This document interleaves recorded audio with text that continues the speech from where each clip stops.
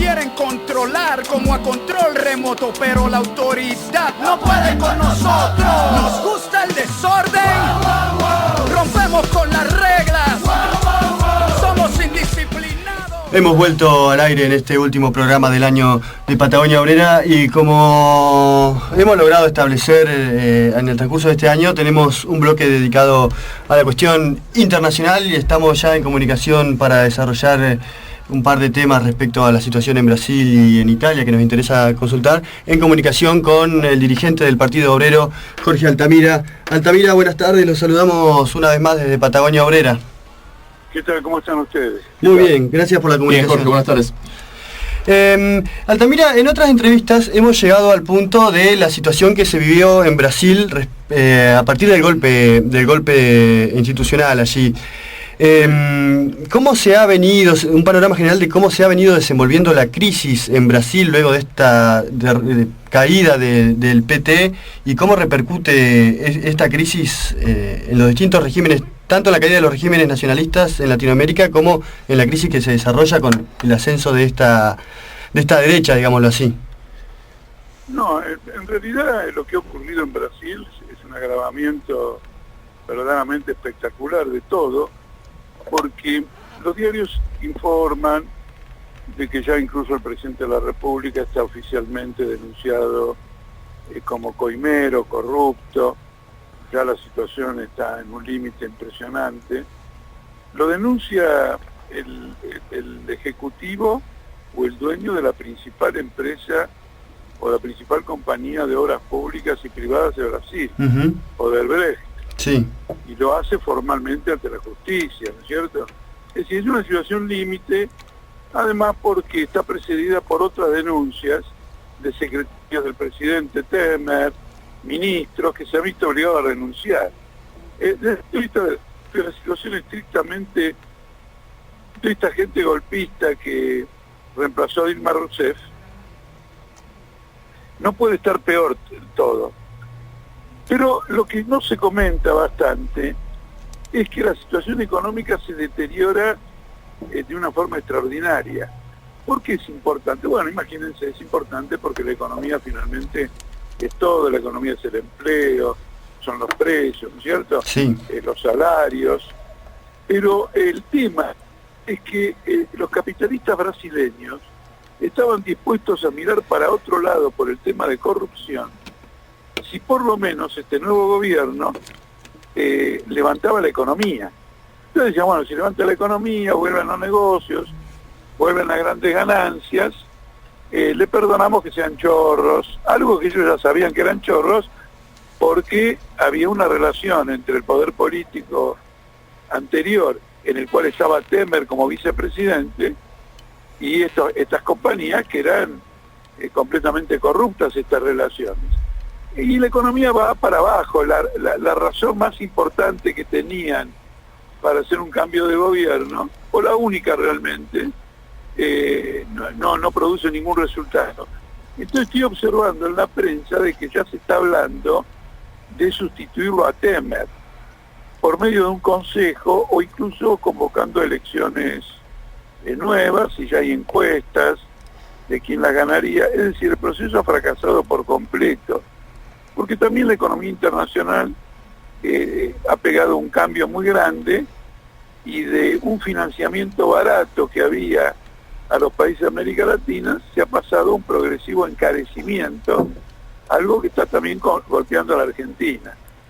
El otro aspecto es el de Venezuela, sí, donde la velocidad de la crisis se ha incrementado, en particular porque el gobierno ha decidido cambiar billetes de 100 bolívares en un plazo de 72 horas, y eso es imposible, y se ha creado una situación muy curiosa, porque como la gente se desprende de esos billetes, mientras dura la vigencia hasta que se los cambie, ningún comercio lo quiere aceptar, porque aceptar un billete de 100 bolívares es tener que después ir al banco a cambiarlo por los billetes que van a aparecer. Claro, pero ¿por qué razón toma esta medida el gobierno de Venezuela?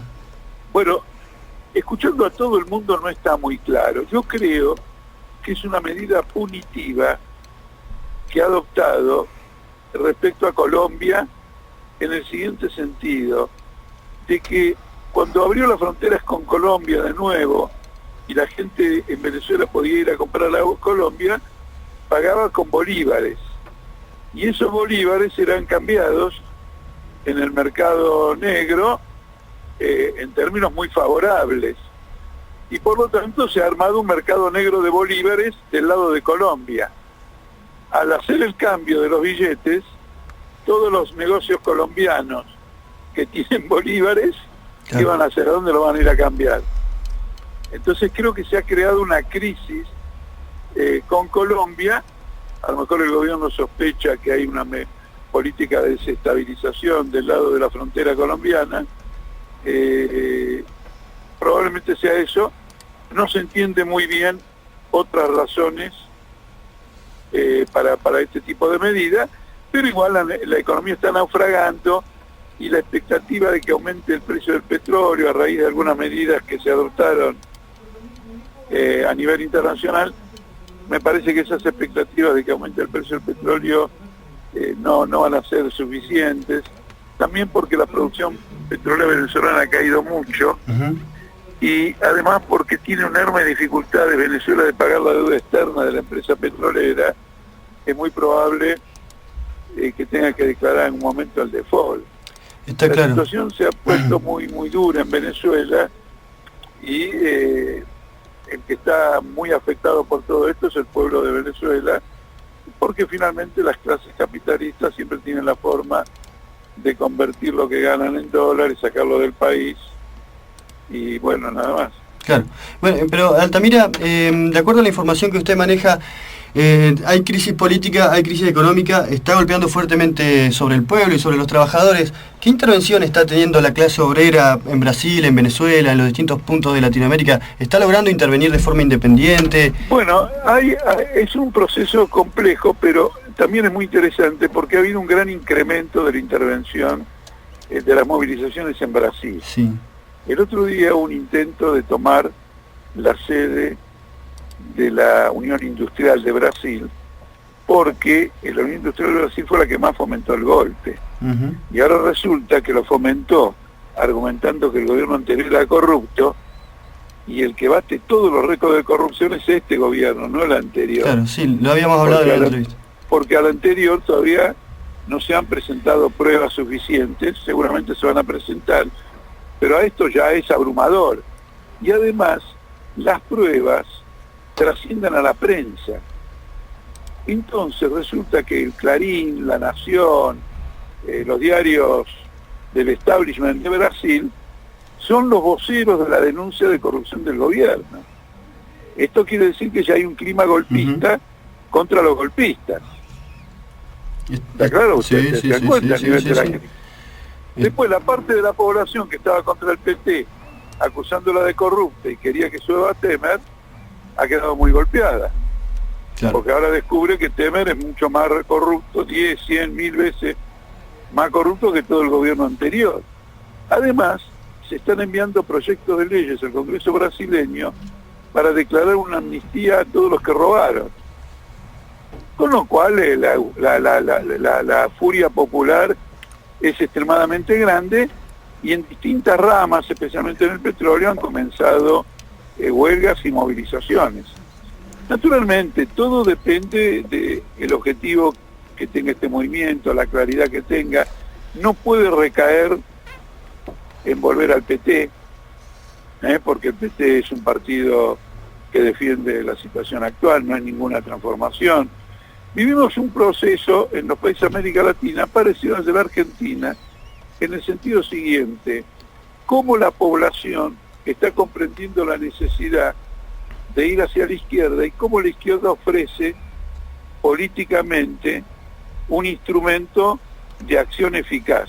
En Argentina eso está ocurriendo a través del Frente de Izquierda, y en los brindis estos de fin de año nosotros estamos augurando un desarrollo todavía mucho más intenso, y esperando que haya un desarrollo mucho más intenso el año que viene.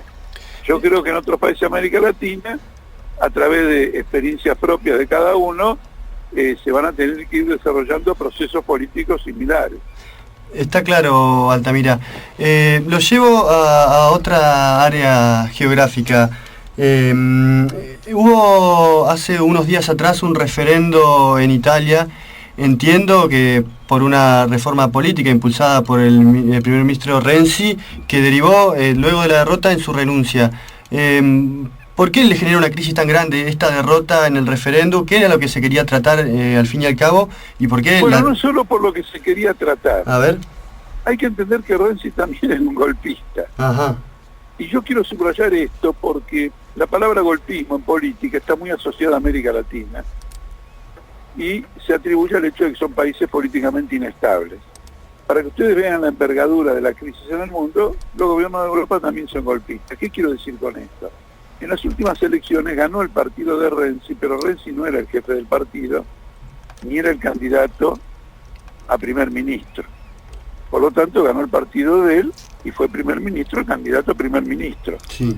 Al año hubo un golpe interno dentro del Partido Democrático que se ganó las elecciones y Renzi se transformó en primer ministro como consecuencia de un golpe interno en el partido de él, claro, no como consecuencia del voto. Con lo cual Renzi tenía el problema de cómo hago, decía Renzi, para conquistar algún respaldo popular explícito. Uh-huh. Porque como voy a tener una política de austeridad, una política contra el movimiento obrero, una política de tercerización, una política de aumentar la edad de los jubilados para jubilarse, voy a tener una política antipopular, tengo que hacer como Macri, tener un cierto respaldo popular, por lo menos para aguantar un año, sí, como aguantó Macri, aunque no creo que vaya a aguantar Macri tampoco mucho más.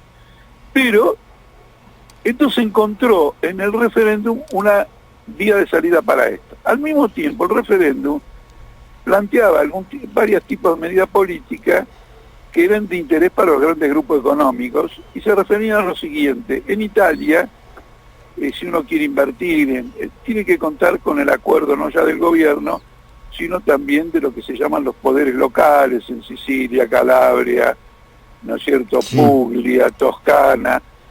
¿Se entiende? Sí, sí, sí. Entonces la reforma les quitaba poder político y de algún modo transformaba al gobierno en el único habilitado para autorizar inversiones y para tomar medidas excepcionales en materia económica. Está claro. Entonces, como la situación económica está empeorando, el gobierno toma medidas antipopulares, el motivo por el cual quería cambiar esto era negativo. Además había otra cosa más.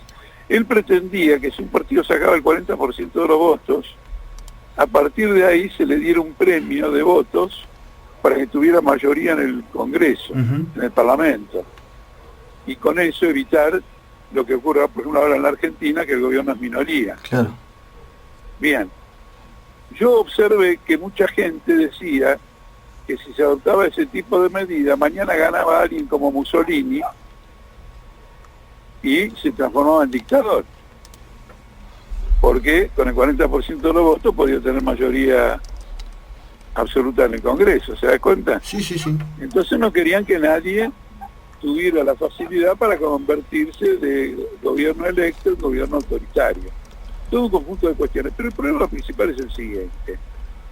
En Italia, los bancos tienen deudas incobrables equivalentes al 30% del PBI, 360.000 millones de euros. Es una brutalidad. Uh-huh.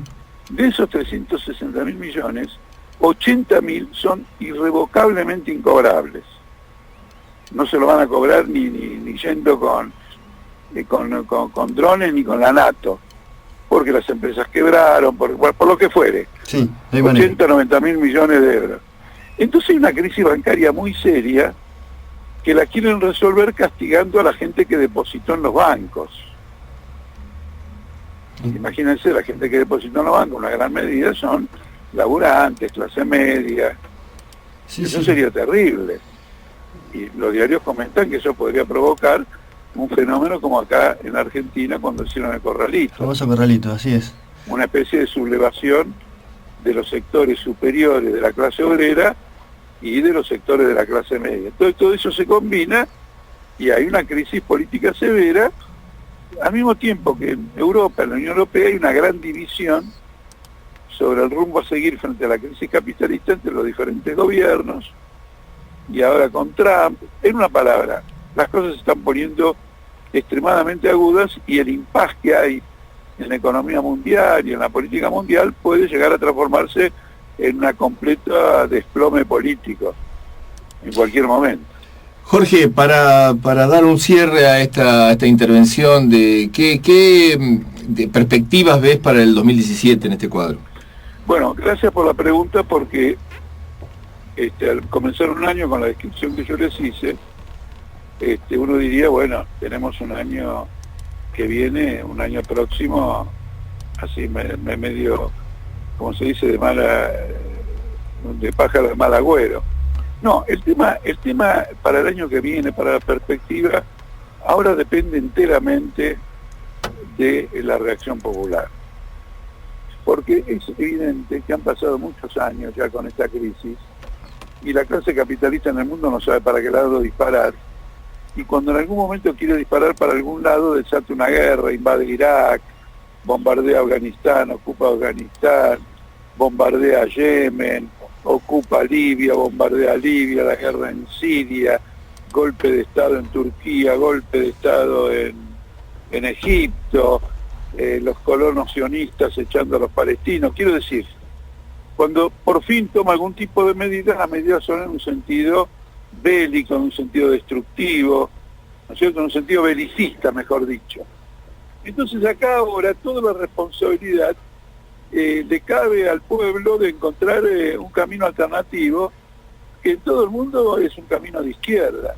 Y la responsabilidad más grande es a la propia izquierda, porque una gran parte de la izquierda quiere transitar caminos ya transitados que no condujeron a ningún lugar, y no plantean abiertamente que la tarea histórica del momento es que dejen de gobernar los que tienen Panama Papers, los José López que tiran... Bueno, ustedes ahí en Santa Cruz tienen una crisis que raja la pared. No hace falta que yo haga una descripción del kirchnerismo viendo el desastre en que han convertido a Santa Cruz. Y al mismo tiempo el desastre que el macrismo está convirtiendo a la Argentina. ¿Y cuál es la respuesta? La respuesta es un gobierno de trabajadores, un gobierno de la izquierda. Y ahora particularmente cuando vemos que Massa y compañía sacan un proyecto de ley y lo hacen votar en el Congreso para que disminuya, no para que se elimine, pero por lo menos para que disminuya drásticamente el impuesto sobre el salario en distintos sectores, y a partir de una presión de las mineras, presión de las petroleras y todo lo demás, después de votar se echan atrás, porque son agentes de esos grupos. Claro. Dependen de esos grupos. Cuando uno ve una cosa de este tipo, no puede dudar en pasarse a la izquierda, y un trabajador no puede dudar en esforzarse para que la clase obrera juegue un rol protagónico autónomo. De lo contrario, el país va a ser manejado por Shell, por PAE, por Pan American Energy, ¿no es cierto? Sí. Es decir, por todos los grupos petroleros, ustedes los conocen, y los de Chubut lo conocen mejor que cualquiera acá en Buenos Aires. Entonces este es el cambio del año 2017, y ese es el objetivo que se ha dado el Partido Obrero para este año 2017. Bueno, nos quedamos con esa conclusión, Altamira. Le agradecemos mucho la comunicación. Bueno, feliz año a ustedes, a los oyentes y a todos los trabajadores de Santa Cruz. Un abrazo grande, igualmente.